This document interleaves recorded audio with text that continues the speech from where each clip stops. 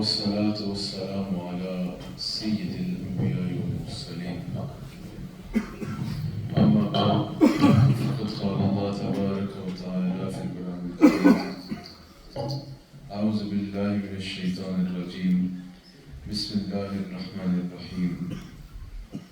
وما آتاكم الرسول فخذوه.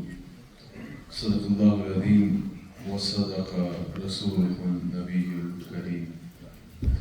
الحمدللہ، اللہ تعالیٰ کا شکر ادا کرتے ہیں کہ اسلام کے اس عظیم مرکز میں اللہ تعالیٰ نے ہمیں ایک مرتبہ پھر جمع ہونے کی توفیق عطا فرمائی۔ یقیناً حضرت قبلہ مفتی حسن رضا صاحب مدد اللہ علی کا یہ ادارہ اسلام کی اور اہل سنت و جماعت کی یہاں پر ایک آبرو بھی ہے۔ اللہ تعالیٰ اس ادارے کو، اس مرکز اسلام کو اور مرکز اہل سنت کو ہمیشہ آباد بھی رکھے، اور یہاں سے اسی طرح جو علم دین کے چشمے جاری ہیں وہ جاری رہیں اور لوگ اس سے سیراب ہوتے رہیں۔ الحمدللہ حضرت مدینہ شریف میں موجود ہیں، میری فون پہ بات ہوئی تھی۔ اللہ تعالیٰ ان کی مدینہ منورہ میں جو برکات ہیں وہ یہاں آپ سب ان کے شاگردوں اور تعلق رکھنے والوں کو بھی نصیب فرمائے۔ میرے شیخ طریقت جلوہ گر ہیں، اللہ ہمیں ان برکتوں سے استفادہ کرنے کی توفیق دے۔ چند منٹ میں میں نے اپنی بات کو ختم کرنا ہے۔ الحمدللہ جو وقت دیا ہے اسی میں کلام کرنے کی عادت بھی ہے، کیونکہ میلاد النبی صلی اللہ علیہ وآلہ وسلم کا مہینہ ہے۔ حضور صلی اللہ علیہ وآلہ وسلم کی ولادت و سعادت کا دن قریب ہے۔ ربیع الاول تو اس اعتبار سے بہت امپورٹنس کا حامل ہے کہ یہ رسول اللہ صلی اللہ علیہ وآلہ وسلم کا 1500 یوم ولادت، اور الحمدللہ پوری دنیا میں اہل ایمان، اہل اسلام، اہل سنت و جماعت حضور صلی اللہ علیہ وآلہ وسلم کا 1500 جشن ولادت منانے کی تیاری کر رہے ہیں۔ الحمدللہ اللہ نے ہمیں یہ موقع عنایت فرمایا۔ تو ظاہر ہے ویسے تو ہر وقت، لیکن ربیع الاول کے یہ دن ہوں، بالخصوص یہ پہلے 12 دن، تو ان میں جب بھی کلام ہو تو کلام عظمت مصطفیٰ پر ہی ہونا چاہیے۔ ہمارے نوجوان اکثر ہم سے حضور صلی اللہ علیہ وآلہ وسلم کی حدیث مبارکہ کی اہمیت کے اوپر سوال کرتے ہیں کہ حضور صلی اللہ علیہ وآلہ وسلم کی حدیث، وجیت حدیث جس کو کہتے ہیں، آپ سب یہاں پر تو یقیناً صاحب علم اور طلبہ بھی موجود ہیں، حضور علیہ السلام کی حدیث کی وجیت کے اوپر سوال کرتے ہیں کہ حضور صلی اللہ علیہ وآلہ وسلم کی حدیث کی کیا امپورٹنس ہے، حضور علیہ السلام کی حدیث مبارکہ کے دین میں کیا اہمیت ہے، کیا قرآن کریم کے بعد ہمیں حضور صلی اللہ علیہ وآلہ وسلم کی حدیث کی ضرورت ہے یا نہیں ہے۔ تو ان چند منٹوں میں یہ شان مصطفیٰ بھی ہو جائے گی اور وجیت حدیث میں بھی آپ کو کچھ باتیں عرض کر سکوں گا۔ حضور صلی اللہ علیہ وآلہ وسلم سے محبت کرنے والوں یاد رکھنا، حضور علیہ السلام کے دین میں حضور علیہ السلام کی بات کی اور حدیث کی بہت زیادہ امپورٹنس ہے، یہاں تک کہ اگر میں یہ بات کہوں تو اس کو گھنٹوں قرآن و حدیث سے پروف کیا جا سکتا ہے کہ جب تک دین میں قرآن کے ساتھ حدیث کی اضافت نہیں کی جائے گی تو دین کی عمارت مکمل ہی نہیں ہوگی۔ دین کی عمارت مکمل ہی تب ہوتی ہے جب دین میں قرآن کے ساتھ حدیث کی اضافت کی جائے، اور یہ میرے نبی صلی اللہ علیہ وآلہ وسلم کی فرمان کا، حضور علیہ السلام کی زبان اقدس کا آپ اس سے امپورٹنس کا اندازہ لگائیں کہ اللہ تعالیٰ حضور علیہ السلام کی ہر بات کے لیے ارشاد فرما رہا ہے، وَمَا يَنْطِقُ عَنِ الْهَوَىٰ، یہ اپنی مرضی سے کچھ بولتے ہی نہیں ہیں، إِلَّا وَحْيٌ يُوحَىٰ، یہ جو فرمائے وہ اللہ تعالیٰ کی وحی ہوتا ہے۔ ان کی ہر بات کو اللہ اپنی بات قرار دے رہا ہے کہ میرے حبیب علیہ السلام جو فرما دیں وہ اللہ کی وحی سمجھو، وہ اللہ کا فرمان سمجھو، وہ اللہ کا فیصلہ سمجھو۔ حضور علیہ السلام جو کچھ بھی ارشاد فرما دے، تو حضور علیہ السلام کی حدیث کے متعلق جب ہم سے یہاں بھی کافی جوانوں نے سوال کیا، جہاں بھی ہم ہوتے ہیں کہ آقا علیہ السلام کی حدیث مبارکہ کی ضرورت کیا ہے؟ جب ہمارے پاس قرآن ہے تو اس میں حدیث کی اضافت کی، کیا حدیث کو ایڈ کرنے کی ہمارے لیے اپنی زندگیوں میں ضرورت ہے؟ تو میں نے کہا کہ آپ اس کو سادہ سی مثال سے سمجھیں کہ اسلام میں سب سے امپورٹنٹ چیز کیا ہے۔ اسلام میں تو عقیدہ توحید میں عقیدہ رسالت کو دیکھا جائے، اس کے بعد حقوق اللہ میں اگر عبادات میں دیکھا جائے تو سب سے زیادہ امپورٹنٹ چیز نماز ہے، جس کی طرف زور دیا گیا۔ اور اتنی امپورٹنٹ چیز ہے کہ قرآن کریم میں 700 کے قریب مقامات ہیں کہ جن میں اللہ تعالیٰ نے نماز کی فرضیت اور اہمیت کا ذکر فرمایا۔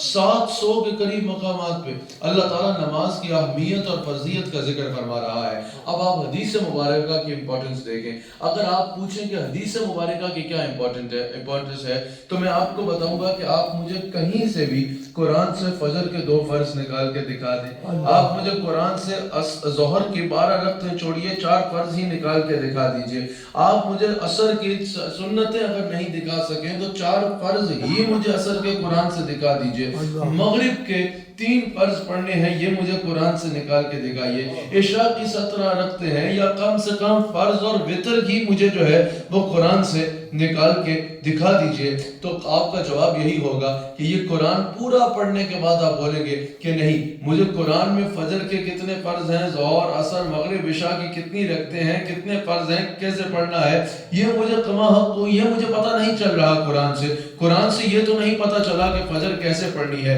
یہ تو 700 مرتبہ اللہ نے بتایا کہ نماز پڑھنی ہے، لیکن کتنے فرض پڑھنے ہیں، کیسے پڑھنے ہیں، یہ قرآن سے پتہ نہیں چل رہا۔ اب میں آپ سے پوچھوں گا کہ بھائی اب 700 کے قریب مقام پہ اللہ فرما رہا ہے نماز پڑھو، اگر اتنی امپورٹنٹ چیز ہے جیسا کہ ہے امپورٹنٹ ترین چیز ہے تو پھر ایک 700 مقامات میں بتایا کہ پڑھنی ہے، ایک مقام پہ یہ بھی بتا دیا جاتا ہے کتنی رکعتیں پڑھنی ہے، کیسے پڑھنی ہے، کیا کرنا ہے۔ اب پڑھنی تو ہے لیکن کیسے پڑھے؟ تو جواب ایک ہی ہوگا کہ اگر قرآن میں نہیں بتایا تو کیا ہو گیا، حضور کی حدیث میں تو موجود ہے نا۔ حضور علیہ السلام نے تو ایک چیز کھول کے بتا دی ہے کہ فرض ایسے پڑھنے ہیں، سنتیں ایسے پڑھنی ہیں، وتر ایسے پڑھنے ہیں، اور فجر پہ اتنے پڑھنے ہیں، ظہر پہ اتنے پڑھنے ہیں، عصر پہ اتنے پڑھنے ہیں۔ تو پھر میں نے کہا یہاں سے نماز کا تو پتہ چلا ہی چلا، لیکن میرے نبی کی حدیث کی حجیت کا بھی پتہ چل گیا، میرے نبی کی حدیث کی امپورٹنس کا بھی پتہ چل گیا۔ نعرہ تکبیر، نعرہ رسالت،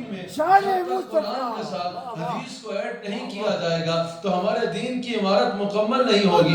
یہ پتہ چل گیا، یہ تو پہلے قدم پہ ہی پتہ چل رہا ہے کہ دین کی سب سے امپورٹنٹ چیز نماز ہے، اور اگر نماز پہ ہی امت حدیث نبی علیہ السلام کو چھوڑ کے اکٹھی نہیں ہو سکتی تو باقی آگے معاملات میں آپ کو سوچ سکتے کہ حضور صلی اللہ علیہ وآلہ وسلم کی حدیث کی امپورٹنس کیا ہے۔ حضور صلی اللہ علیہ وآلہ وسلم ارشاد فرماتے ہیں انما حرم رسول اللہ صلی اللہ علیہ وآلہ وسلم کما حرم اللہ تعالی، اور یہ انما کلمہ حصر ہے، آپ سب علماء کی مجلس میں بیٹھنے والے لوگ ہیں کہ یہ صرف حضور علیہ السلام کی شان ہے کہ انما حرم رسول اللہ صلی اللہ علیہ وآلہ وسلم کما حرم اللہ تعالی، کہ جس چیز کو رسول اللہ صلی اللہ علیہ وآلہ وسلم حرام کریں وہ ایسے ہے کہ جیسے اس کو اللہ حرام کر رہا ہے، اور جس کو حضور حلال کر دیں وہ ایسے ہے جیسے اس کو یعنی اللہ حلال کر رہا ہے۔ تفسیر میں بتایا حضور علیہ السلام والی کے افتراض بھی ہیں اور حضور علیہ السلام والی تحریم بھی ہے۔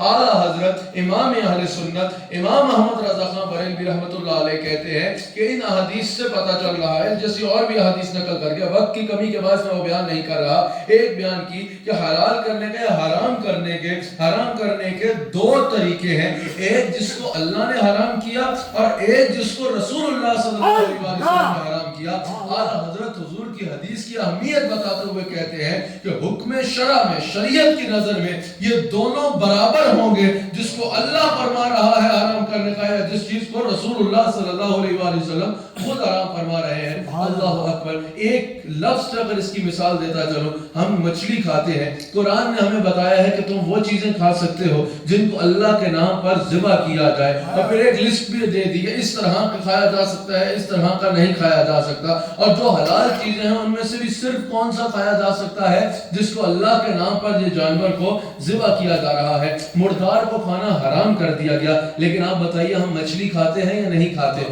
آپ فش کھاتے ہیں یا نہیں کھاتے. اب میں آپ سے پوچھوں گا کس اصول کے تحت کھاتے ہیں؟ اس کو تو مردار ہوتی ہے, اس کو تو ذبح بھی نہیں کیا جاتا, تو آپ فش کیسے کھاتے ہیں؟ تو اس کا ایک ہی جواب ہوگا کہ حضور صلی اللہ علیہ وآلہ وسلم نے فرمایا کہ میں اپنی امت کے لیے مچھلی حلال کرتا ہوں. میں اپنی امت کے لیے مچھلی حلال کرتا ہوں. تو آج ہم کھا رہے ہیں تو پتہ چلا کہ حضور علیہ السلام مالک افتراض بھی ہیں اور والی تحریم بھی ہیں. جس چیز کو چاہیں حلال کر سکتے ہیں اور جس چیز کو چاہیں حرام کر سکتے ہیں. حضور کی ہر بات کو اللہ کا فرمان سمجھا جائے.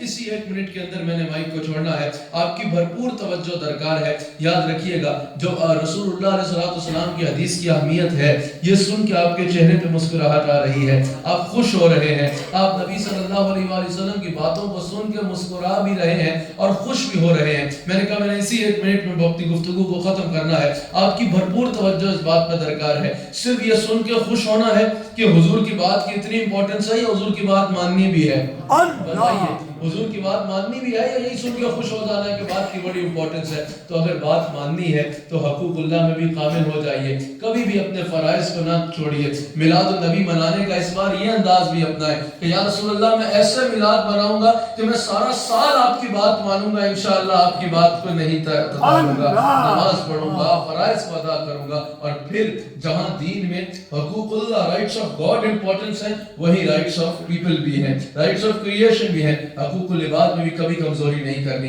ہمیشہ یہ یاد رکھنا ہے حضور کی بات کی امپورٹنس ہے نا, تو ہمیشہ یاد رکھنا اگر تمہارے ساتھ کوئی برا کرے, تمہارے غصہ آئے تو اگلے کو معاف کر دو. بولو رسول اللہ علیہ السلام نے اس کی برکت بتائی ہے. اگر تمہارے ساتھ کوئی برا کرے تم اس کے ساتھ اچھا کرو. کبھی کسی کو تکلیف نہ دو, کبھی کسی کے لیے نقصان کا باعث نہ بنو. آپ اس کنٹری میں رہتے ہو, be the ambassador of Islam in this country.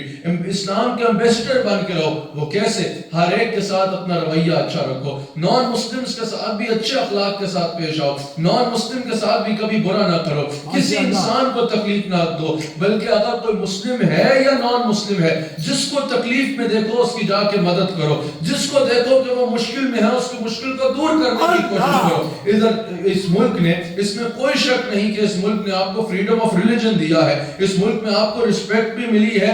اس ملک میں آپ کو اچھے مواقع بھی ملے ہیں. اور اس ملک نے آپ کو فریڈم آف ریلیجن بھی دیا ہے. ان ریٹرن آپ ایک اچھے سول سٹیزن بن کے رہو. لا آف دی لینڈ کی رسپیکٹ کرو. یہاں پر کرائم کی طرف نہ جاؤ. اچھے انسان, ایک سول سٹیزن بن کے پروف کرو کہ مسلمان الحمدللہ صاحب کردار ہوتا ہے. مسلمان ویلیوز رکھتا ہے. مسلمان ہر ایک کی عزت کرتا ہے. مسلمان کسی کو تکلیف نہیں دیتا. اپنے آپ کو, آخری جملہ میرا, اپنے آپ کو اتنا اچھا بنا لو لوگوں کے لیے کہ لوگ تم سے پوچھنے کے لیے مجبور ہو جائیں کہ تم نے اتنا اچھا مینرز, اتنا اچھا کریکٹرز کس سے سیکھا ہے؟ اتنا اچھا کریکٹر. تو پھر تم سر اٹھا کے بولو یہ مینر, یہ کریکٹر, یہ ویلیوز اور یہ اچھا انسان ہونے کا درس مجھے میرے نبی محمد رسول اللہ صلی اللہ علیہ وسلم نے دیا ہے. دوران گفتگو مجھ سے اگر کوئی غلطی ہوئی تو صدق دل سے اللہ کی بارگاہ میں توبہ کرتا ہوں. اللہ اس مرکز اسلام کو ہمیشہ آباد رکھے.